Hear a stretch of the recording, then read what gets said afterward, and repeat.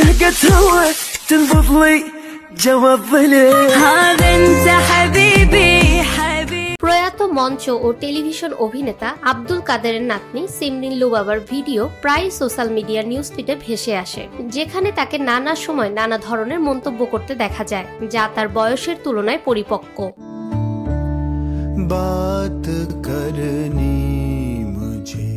শোবিজের চাকচিক্য ছেড়ে ধর্মের ছায়াতলে ফেরাটা তারকাদের ক্ষেত্রে নতুন কিছু না। এখন পর্যন্ত দেশ বিদেশের বহু তারকারা এমনটি করেছে। বাংলাদেশের শোবিজাঙ্গনেও রয়েছেন এমন অনেক তারকা।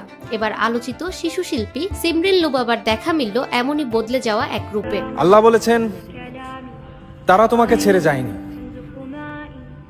লুবাবা কয়েকদিন ধরে নিজেকে ইসলামের ছায়াতলে এনেছে, তবে নিয়মিত রয়েছে ব্লগিং এ, অর্থাৎ সামাজিক মাধ্যমে ফুড ব্লগিং, ট্যুর ব্লগিং করছে নিয়মিত। এছাড়াও ইসলামিক ফ্যাশন ইনফ্লুয়েন্সার হিসেবেও নেটিজেনদের কাছে প্রিয় মুখ হয়ে উঠেছে সে।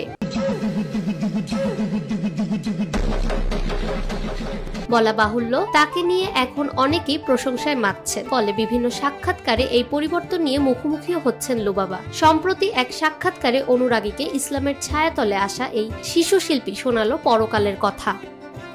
ফাহমিদা বিনতে আনোয়ার, নিরপেক্ষ নিউজ ডেস্ক, ঢাকা। যদি আমরা আল্লাহর সন্তুষ্টির জন্য করি, তাহলে আমরা কারো ব্যবহারে কথায়